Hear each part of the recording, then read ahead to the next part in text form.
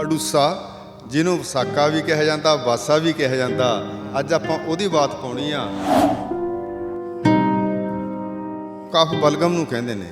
ਜਦੋਂ ਇਹ ਸਾਡੇ ਸਰੀਰ ਦੇ ਵਿੱਚ ਬਣਦੀ ਆ ਤਾਂ ਸਾਡਾ ਜਿਹੜਾ ਰੈਸਪੀਰੇਟਰੀ ਸਿਸਟਮ ਆ ਇਸ ਨੂੰ ਬਹੁਤ ਜ਼ਿਆਦਾ ਇਫੈਕਟ ਕਰਦੀ ਆ। ਸੋ ਇੱਕ ਇਹ ਇਹੀ ਜਿਹੀ ਜੜੀ ਬੂਟੀ ਆ ਜਿਹੜੀ ਕਿ ਇਹਨਾਂ ਚੀਜ਼ਾਂ ਦਾ ਖਾਤਮਾ ਕਰਦੇ ਆ, ਜੜ ਤੋਂ ਹੀ ਪੱਟ ਦਿੰਦੀ ਹੈ ਇਸ ਨੂੰ।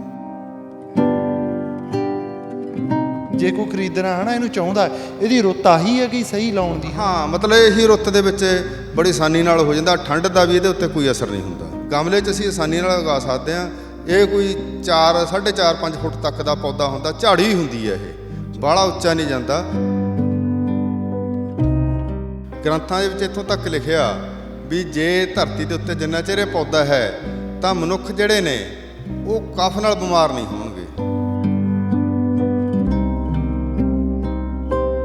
ਸੋ ਮੈਂ ਕਹਿੰਦਾ ਵੀ ਹਰ ਘਰ ਦੇ ਵਿੱਚ ਇਹ ਪੌਦੇ ਦਾ ਹੋਣਾ ਬੜਾ ਲਾਜ਼ਮੀ ਹੈ। ਇਹਦਾ ਸਾਰਾ ਕੁਝ ਹੀ ਵਰਤਿਆ ਜਾਂਦਾ, ਜੜ, ਤਣਾ, ਪੱਤੇ, ਫੁੱਲ, ਫਲ।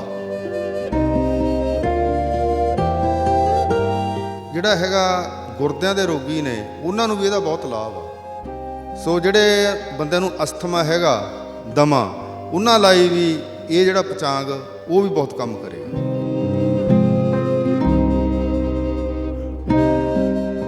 ਤੁਸੀਂ ਜੁੜੇ ਹੋਏ ਹੋ ਅੱਖਰ ਦੇ ਨਾਲ ਤੇ ਮੈਂ ਹਾਂ ਨਵਰੀਤ ਸਿਵੀਆ। ਜੋਗਾ ਸਿੰਘ ਵੜੈਚ ਬਾਈ ਸਾਡੇ ਨਾਲ ਹੋਵੇ ਤੇ ਬਾਤ ਪਾਉਣੇ ਆ ਅਸੀਂ ਹਰ ਵਾਰੀ ਕਿਸੇ ਨਾ ਕਿਸੇ ਫੁੱਲ ਦੀ, ਕਿਸੇ ਬੂਟੀ ਦੀ ਜਾਂ ਫਿਰ ਕਿਸੇ ਸਬਜ਼ੀ ਦੀ। ਸੋ ਬਾਈ ਅੱਜ ਕਿਹੜੀ ਬਾਤ ਆਪਾਂ ਪਾਉਣੀ ਆ, ਕਿਹਦੀ ਗੱਲ ਕਰਨੀ ਆ? ਸਿਵੀਆ ਸਾਹਿਬ, ਮੌਸਮ ਅਨੁਸਾਰ ਅੱਜ ਆਪਾਂ ਇੱਕ ਹਰਬਲ ਪੌਦਾ ਅਡੂਸਾ।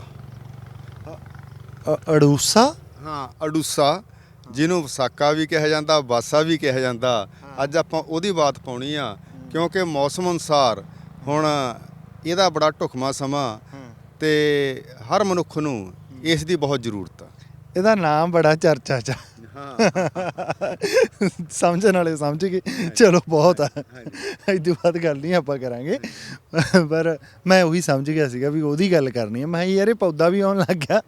ਚਲੋ ਇਹ ਅਡੂਸਾ ਬਾਰੇ ਦੱਸੋ, ਕਿਹੋ ਜਿਹਾ ਪੌਦਾ ਬਾਈ, ਇਹਦੀ ਕੀ ਖਾਸੀਅਤ ਆ? ਸਿਵਿਆ ਸਾਹਿਬ, ਆਯੁਰਵੈਦ ਦੇ ਵਿੱਚ ਇਸ ਪੌਦੇ ਦੀ ਬਹੁਤ ਮਹਾਨਤਾ ਜੀ। ਗ੍ਰੰਥਾਂ ਦੇ ਵਿੱਚ ਇੱਥੋਂ ਤੱਕ ਲਿਖਿਆ ਵੀ ਜੇ ਧਰਤੀ ਦੇ ਉੱਤੇ ਜਿੰਨਾ ਚਿਰ ਇਹ ਪੌਦਾ ਹੈ ਤਾਂ ਮਨੁੱਖ ਜਿਹੜੇ ਨੇ ਉਹ ਕਫ ਨਾਲ ਬਿਮਾਰ ਨਹੀਂ ਹੋਣਗੇ। ਕਫ 'ਚ ਕਿਹੜੇ ਕਿਹੜੇ ਰੋਗ ਆਉਂਦੇ ਆ ਜ਼ਰੂਰ ਦੱਸੋ। ਕਫ ਦੇ ਵਿੱਚ ਜੀ ਸਾਡੇ ਜਿਸ ਤਰ੍ਹਾਂ ਬਲਗਮ ਬਣਦੀ ਆ, ਸਾਹ, ਦਮਾ, ਖੰਘ, ਖਾਂਸੀ, ਸੋ ਇਹ ਰੋਗ ਆਉਂਦੇ ਨੇ। ਸੋ ਜਦੋਂ ਸਾਡੇ ਬਲਗਮ, ਕਫ ਬਲਗਮ ਨੂੰ ਕਹਿੰਦੇ ਨੇ, ਜਦੋਂ ਇਹ ਸਾਡੇ ਸਰੀਰ ਦੇ ਵਿੱਚ ਬਣਦੀ ਆ ਤਾਂ ਸਾਡਾ ਜਿਹੜਾ ਰੈਸਪੀਰੇਟਰੀ ਸਿਸਟਮ ਆ ਇਸ ਨੂੰ ਬਹੁਤ ਜ਼ਿਆਦਾ ਇਫੈਕਟ ਕਰਦੀ ਆ। ਸੋ ਇੱਕ ਇਹ ਇਹੀ ਜਿਹੀ ਜੜੀ ਬੂਟੀ ਆ ਜਿਹੜੀ ਕਿ ਇਹਨਾਂ ਚੀਜ਼ਾਂ ਦਾ ਖਾਤਮਾ ਕਰਦੇ ਆ, ਜੜ ਤੋਂ ਹੀ ਪੱਟ ਦਿੰਦੀ ਹੈ ਇਸ ਨੂੰ। ਅੱਛਾ, ਅਡੂਸਾ। ਤੇ ਇਹ ਬਾਈ ਕਿਉਂਕਿ ਮੈਨੂੰ ਲੱਗਦਾ ਘੱਟ ਲੋਕਾਂ ਨੇ ਸ਼ਾਇਦ ਸੁਣਿਆ ਹੋਣਾ, ਜਿਹੜੇ ਪੌਦਿਆਂ 'ਚ ਇੰਟਰਸਟ ਰੱਖਦੇ ਆ ਉਹਨਾਂ ਨੇ ਤਾਂ ਇਹਦਾ ਨਾਮ ਸੁਣਿਆ ਹੋਣਾ। ਤੇ ਇਹਦੇ ਇੱਕ ਤਾਂ ਕਫ ਤੋਂ, ਜਿਵੇਂ ਤੁਸੀਂ ਕਿਹਾ, ਇਹ ਰੋਗ ਆ ਜਿਹੜੇ ਇਹਦੇ ਨਾਲ ਸੰਬੰਧਿਤ ਆ, ਬਲਗਮ ਨਾਲ, ਹੈ ਨਾ, ਸਾਹ ਨਾਲ ਸੰਬੰਧਿਤ ਹੁੰਦੇ ਆ ਜੀ, ਚੌਖ ਆ, ਉਹਦੇ 'ਚ ਇਹ ਬਹੁਤ ਲਾਭਦਾਇਕ ਆ। ਪਰ ਆਪਾਂ ਉਹ ਤੋਂ ਪਹਿਲਾਂ ਇਹ ਵੀ ਦੱਸੋ ਵੀ ਇਹ ਕਿੱਥੇ ਹੁੰਦਾ ਹੈ, ਜਲਵਾਯੂ ਇਹਦਾ ਕੀ ਆ? ਹਾਂ, ਸੋ ਸਿਵਿਆ ਸਾਹਿਬ, ਇਹ ਸਾਰੀ ਭਾਰਤ ਦੇ ਵਿੱਚ ਬੜੀ ਆਸਾਨੀ ਨਾਲ ਪਾਇਆ ਜਾਂਦਾ। ਸੋ ਸਰਬ ਭਾਰਤ ਜਿੰਨਾ ਵੀ ਹੈਗਾ, ਜੰਗਲਾਂ ਦੇ ਵਿੱਚ ਵੀ, ਪਹਾੜਾਂ ਦੇ ਵਿੱਚ, ਥੋੜਾ ਗਾਂਹ ਆ ਜਾਓ ਮਾੜਾ ਜਿਹਾ। ਹਾਂ ਬਸ, ਹਾਂਜੀ। ਸੋ ਉੱਥੇ ਬੜਾ ਹੀ ਜੰਗਲੀ ਰੂਪ ਦੇ ਵਿੱਚ ਵੀ ਇਹ ਪਾਇਆ ਜਾਂਦਾ। ਪਰ ਆਪਣੇ ਲੋਕਾਂ ਨੂੰ ਇਹਦੀ ਹਜੇ ਪਹਿਚਾਣ ਘੱਟ ਆ ਕਿਉਂਕਿ ਅਸੀਂ ਥੋੜ੍ਹਾ ਜਿਹਾ ਆਯੁਰਵੈਦ ਵੱਲ ਸਾਡਾ ਝੁਕਾਅ ਘੱਟ ਆ, ਇਸ ਕਰਕੇ ਸਾਨੂੰ ਇਹਨਾਂ ਦੇ ਗੁਣਾਂ ਦਾ ਪਤਾ ਨਹੀਂ। ਸੋ ਇਹ ਜਿਹੜਾ ਪੌਦਾ ਹੈ ਅਡੂਸਾ, ਇਹ ਬਹੁਤ ਹੀ ਕੀਮਤੀ ਆ। ਸੋ ਮੈਂ ਕਹਿੰਦਾ ਵੀ ਹਰ ਘਰ ਦੇ ਵਿੱਚ ਇਹ ਪੌਦੇ ਦਾ ਹੋਣਾ ਬੜਾ ਲਾਜ਼ਮੀ ਆ। ਇਹਨੂੰ ਫਿਰ ਵਰਤਿਆ ਕੀ ਜਾਂਦਾ? ਕਈ ਚੀਜ਼ਾਂ ਦੀ ਜੜ ਵਰਤੀ ਜਾਂਦੀ ਆ, ਕਈਆਂ ਦੇ ਪੱਤੇ, ਇਹਦਾ ਕੀ ਵਰਤਿਆ ਜਾਂਦਾ? ਹਾਂ, ਸੋ ਇਹਦਾ ਸਾਰਾ ਕੁਝ ਹੀ ਵਰਤਿਆ ਜਾਂਦਾ, ਜੜ, ਤਣਾ, ਪੱਤੇ, ਫੁੱਲ, ਫਲ। ਅੱਛਾ, ਚਾਰੇ ਚੀਜ਼ਾਂ, ਪੰਜੇ ਚੀਜ਼ਾਂ ਜੀ। ਪੰਜੇ, ਹਾਂ। ਪਚਾਂਗ ਕਹਿੰਦੇ ਨੇ ਇਹਨੂੰ। ਸੋ ਇਸ ਕਰਕੇ ਇਹ ਬਹੁਤ ਹੀ ਲਾਭਕਾਰੀ ਜੜੀ ਬੂਟੀ ਆ। ਸੋ ਬਸੰਤ ਰੁੱਤ ਦੇ ਵਿੱਚ ਇਹਨੂੰ ਫੁੱਲ ਆਉਣੇ ਸ਼ੁਰੂ ਹੁੰਦੇ ਨੇ। ਤਾਂ ਜਿਸ ਤਰ੍ਹਾਂ ਅਸੀਂ ਆਪਣਾ ਗੁਲਾਬ ਦਾ ਗੁਲਕੰਦ ਬਣਾਉਂਦੇ ਆ ਤਾਂ ਇਹਦਾ ਵੀ ਗੁਲਕੰਦ ਬਣਦਾ। ਜਦੋਂ ਬਸੰਤ ਰੁੱਤ ਦੇ ਵਿੱਚ ਇਹਦੇ ਫੁੱਲ ਆਉਂਦੇ ਨੇ ਤਾਂ ਉਹ ਫੁੱਲਾਂ ਨੂੰ ਅਸੀਂ ਤਾਜ਼ਾ ਤੋੜ ਕੇ ਛਾਂ ਦੇ ਵਿੱਚ ਸੁਕਾ ਲਓ, ਸੁਕਾ ਕੇ ਉਹਦੇ ਵਿੱਚ ਅਸੀਂ ਮਿਸ਼ਰੀ ਪਾ ਲਓ ਬਰਾਬਰ ਮਾਤਰਾ ਦੇ ਵਿੱਚ। ਮਿਸ਼ਰੀ ਪਾ ਕੇ ਇੱਕ ਕੰਚ ਦੀ ਬੋਤਲ ਜਾਂ ਵਰਤਮਾਨ ਦੇ ਵਿੱਚ ਇਹਨੂੰ ਕੁਝ ਦਿਨਾਂ ਲਈ ਧੁੱਪੇ ਰੱਖੋ। ਧੁੱਪੇ ਰੱਖ ਕੇ ਉਹ ਮਿਸ਼ਰੀ ਜਿਹੜੀ ਹੈਗੀ ਆ ਉਹ ਪਿਘਲ ਕੇ ਇਹਦੇ ਵਿੱਚ ਜਜ਼ਬ ਹੋ ਜੂਗੀ ਤਾਂ ਇੱਕ ਬਹੁਤ ਹੀ ਮਤਲਬ ਲਾਜਵਾਬ ਜਿਹੜਾ ਹੈ ਇੱਕ ਗੁਲਕੰਦ ਬਣਦਾ, ਜਿਸ ਨੂੰ ਕਿ ਅਸੀਂ ਸਵੇਰ ਸ਼ਾਮ ਲੈ ਸਕਦੇ ਹਾਂ। ਜਿੰਨੀ ਵੀ ਸਾਡੇ ਸਰੀਰ ਦੇ ਵਿੱਚ ਬਲਗਮ ਬਣਦੀ ਆ ਉਸ ਨੂੰ ਪੱਟ ਕੇ ਬਾਹਰ ਕੱਢ ਦਿੰਦਾ। ਸੋ ਇਸ ਤਰ੍ਹਾਂ ਮਤਲਬ ਕਿ ਜਿਹੜਾ ਮਨੁੱਖ ਆ ਕਫ ਰੋਗ ਤੋਂ ਪੀੜਤ ਆ ਉਹਨੂੰ ਇਸ ਦੇ ਨਾਲ ਬਹੁਤ ਹੀ ਰਾਹਤ ਮਿਲਦੀ ਆ। ਇਹ ਤਾਂ ਬਹੁਤ ਮੈਨੂੰ ਲੱਗਦਾ ਵਧੀਆ ਤੇ ਚੰਗੀ ਚੀਜ਼ ਆ।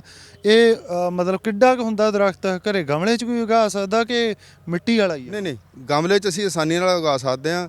ਇਹ ਕੋਈ 4 4.5 5 ਫੁੱਟ ਤੱਕ ਦਾ ਪੌਦਾ ਹੁੰਦਾ, ਝਾੜੀ ਹੀ ਹੁੰਦੀ ਹੈ, ਇਹ ਬਾਹਲਾ ਉੱਚਾ ਨਹੀਂ ਜਾਂਦਾ। ਸੋ ਇਹਦੇ ਜਿਹੜੇ ਪੱਤੇ ਨੇ ਭਾਲਾ ਟਾਈਪ ਹੁੰਦੇ ਨੇ, ਭਾਵ ਕਿ ਮੂਹਰੋਂ ਨਕੀਲੇ ਹੁੰਦੇ ਨੇ, ਚਿੱਟੇ ਰੰਗ ਦੇ ਇਹਨੂੰ ਫੁੱਲ ਲੱਗਦੇ ਗੁੱਛਿਆਂ ਦੇ ਵਿੱਚ। ਸੋ ਮਾਰਕੀਟ ਦੇ ਵਿੱਚ ਇਹਦੀ ਮਤਲਬ ਇੱਕ ਦਵਾਈ ਵੀ ਆਉਂਦੀ ਜਿਹਨੂੰ ਵਿਸਾਖਾ ਮਧੂ ਕਹਿੰਦੇ ਨੇ। ਵਿਸਾਖਾ ਮਧੂ। ਸੋ ਇਸ ਕਰਕੇ ਉਹਦੇ ਵਿੱਚ ਵੀ ਇਹ ਪੈਂਦਾ। ਜਿੰਨੀਆਂ ਵੀ ਖੰਘ ਦੀਆਂ ਦਵਾਈਆਂ ਬਣਦੀਆਂ ਨੇ ਸਾਰਿਆਂ ਦੇ ਵਿੱਚ ਇਹ ਪੈਂਦਾ। ਈਵਨ ਚਵਨਪ੍ਰਾਸ਼ ਦੇ ਵਿੱਚ ਵੀ ਇਹ ਪਾਇਆ ਜਾਂਦਾ, ਕਿਉਂਕਿ ਚਵਨਪ੍ਰਾਸ਼ ਵੀ ਇੱਕ ਟੌਨਿਕ ਆ, ਉਹ ਵੀ ਸਾਨੂੰ ਠੰਡ ਤੋਂ ਬਚਾਉਂਦਾ, ਕਫ ਤੋਂ ਬਚਾਉਂਦਾ। ਤਾਂ ਉਹਦੇ ਵਿੱਚ ਵੀ ਕੋਈ ਮਤਲਬ ਕਹਿਣ ਦੀ ਵੀ ਕੋਈ ਵੀ ਐਸੀ ਬਲਗਮ ਜਾਂ ਖੰਘ ਦੀ ਦਵਾਈ ਨਹੀਂ ਹੈ ਜਿਹਦੇ ਵਿੱਚ ਇਹਦਾ ਮਤਲਬ ਕਿ ਪ੍ਰਵੇਸ਼ ਨਾ ਹੋਵੇ। ਪਰ ਤਾਂ ਲਾਉਣਾ ਚਾਹੀਦਾ ਮੈਨੂੰ ਲੱਗਦਾ ਹਨਾ ਹਰ ਇੱਕ ਨੂੰ ਘਰ ਦੇ ਵਿੱਚ, ਕਿਉਂਕਿ ਬਹੁਤ ਛੋਟਾ ਜਿਹਾ ਪੌਦਾ। ਹਾਂਜੀ, ਜਿਵੇਂ ਸਿਵੇ ਸਾਹਿਬ ਹੁਣ ਇਹ ਮੂਹਰੇ ਸਮਾਂ ਆ ਰਿਹਾ, ਸਭ ਦੇ ਸਾਡੇ ਗਲੇ ਖਰਾਬ ਹੋਣੇ ਨੇ, ਫਿਰ ਐਲਰਜੀ ਹੋਣੀ ਆ, ਧੂਆਂ ਹੋਣਾ। ਸੋ ਉਦੋਂ ਇਹ ਪੌਦਾ ਬੜਾ ਸਹਾਈ ਆ। ਸਾਰੇ ਸਿਆਲਾਂ 'ਚ ਡਾਕਟਰ ਦੀ ਮਤਲਬ ਲੋੜ ਨਹੀਂ ਜੇ, ਕਿਉਂਕਿ ਰੋਜ਼ ਜ਼ਿਆਦਾਤਰ ਰੋਗ ਆਪਾਂ ਨੂੰ ਨਾਰਮਲ 90% ਬੰਦਿਆਂ ਨੂੰ ਬਲਗਮ ਨਾਲ ਸੰਬੰਧਿਤ ਹਨਾ ਖੰਘ ਜ਼ੁਕਾਮ ਵਾਲੀ ਹੁੰਦੀ। ਜਦੋਂ ਵੀ ਮੌਸਮ ਚੇਂਜ ਹੁੰਦਾ ਐਲਰਜੀ ਹੁੰਦੀ ਆ। ਸੋ ਇਸ ਤਰ੍ਹਾਂ ਧੂੜ ਦੇ ਕਣ ਸਾਡੇ ਹੁੰਦੇ ਨੇ, ਤਾਂ ਜਿਸ ਦੇ ਨਾਲ ਹਰ ਬੰਦਾ ਜਿਹਨੂੰ ਰੈਸਪੀਰੇਟਰੀ ਪ੍ਰੋਬਲਮ ਆਉਂਦੀ ਆ ਸਾਹ ਦੇ ਵਿੱਚ। ਸੋ ਉਸ ਕਰਕੇ ਇਹਦਾ ਜਿਹੜਾ ਹੈਗਾ ਇਸਤੇਮਾਲ ਕਰਨਾ ਬੜਾ ਜ਼ਰੂਰੀ ਆ। ਇਹ ਸਾਡੇ ਮਸੂੜਿਆਂ ਲਈ ਵੀ ਬਹੁਤ ਵਧੀਆ। ਮਤਲਬ ਇਹਦੇ ਜਿਹੜੇ ਪੱਤੇ ਨੇ ਇਹਨਾਂ ਨੂੰ ਪੀਸ ਲਓ, ਥੋੜਾ ਜਿਹਾ ਸਿੰਧਾ ਨਮਕ ਪਾ ਲਓ, ਠੀਕ ਆ ਜੀ, ਥੋੜਾ ਜਿਹਾ ਸਰੋਂ ਦਾ ਤੇਲ ਪਾ ਲਓ ਤੇ ਉਹਦੀ ਮਸੂੜਿਆਂ ਤੇ ਮਾਲਿਸ਼ ਕਰਦੇ ਰਹੋ। ਤੁਹਾਡਾ ਦੰਦ, ਜਾੜ ਜਾਂ ਮਸੂੜੇ ਬਿਲਕੁਲ ਨਹੀਂ ਦੁਖਣਗੇ। ਇਸ ਕਰਕੇ ਇਹ ਸਾਡੇ ਮਸੂੜਿਆਂ ਨੂੰ ਵੀ ਬਹੁਤ ਤਾਕਤ ਦਿੰਦਾ। ਮੈਂ ਸੋਚ ਰਿਹਾ ਮੈਂ ਕਿਵੇਂ ਵਰਤੂੰਗਾ। ਇਹ ਤਾਂ ਹੁਣ ਦੇਖੋ ਮੈਂ ਤਰੀਕੇ ਦੱਸੀ ਜਾਣਾ, ਵਰਤਣਾ ਤੁਸੀਂ। ਮੈਨੂੰ ਤਾਂ ਨਾ ਹੀ ਬਹੁਤ ਪਸੰਦ ਆ। ਮੈਂ ਤਾਂ ਮਤਲਬ ਜੇ ਤੁਸੀਂ ਇਹਨੂੰ ਨਾ ਵੀ ਗੁਣ ਦੱਸਦੇ ਮੈਂ ਨਾ ਸੁਣ ਕੇ ਵਰਤ ਲੈਣਾ ਸੀ। ਇਹ ਤਾਂ ਯਾਰ ਜਿਵੇਂ ਮਰਜ਼ੀ ਹੋਇਆ, ਤੁਸੀਂ ਇਹਨੂੰ ਵਰਤੋਂ 'ਚ ਤਾਂ ਲਿਆਓਗੇ। ਵਰਤਾਂਗੇ ਬਾਈ। ਇੱਕ ਮਤਲਬ ਜੇ ਕੋਈ ਖਰੀਦਣਾ ਹਨਾ ਇਹਨੂੰ ਚਾਹੁੰਦਾ, ਇਹਦੀ ਰੁੱਤ ਆਹੀ ਹੈ ਕਿ ਸਹੀ ਲਾਉਣ ਦੀ? ਹਾਂ, ਮਤਲਬ ਇਹੀ ਰੁੱਤ ਦੇ ਵਿੱਚ ਬੜੀ ਆਸਾਨੀ ਨਾਲ ਹੋ ਜਾਂਦਾ। ਠੰਡ ਦਾ ਵੀ ਇਹਦੇ ਉੱਤੇ ਕੋਈ ਅਸਰ ਨਹੀਂ ਹੁੰਦਾ। ਅੱਛਾ। ਹਾਂ, ਇੱਕ ਚੀਜ਼ ਹੋਰ ਜੀ, ਜਿਹੜੇ ਮਤਲਬ ਕਿ ਗੁਰਦਿਆਂ ਦੇ ਰੋਗਾਂ ਤੋਂ ਪਰੇਸ਼ਾਨ ਲੋਕ ਨੇ ਉਹਨਾਂ ਵਾਸਤੇ ਬਹੁਤ ਵਧੀਆ ਚੀਜ਼ ਹੈ ਇਹ।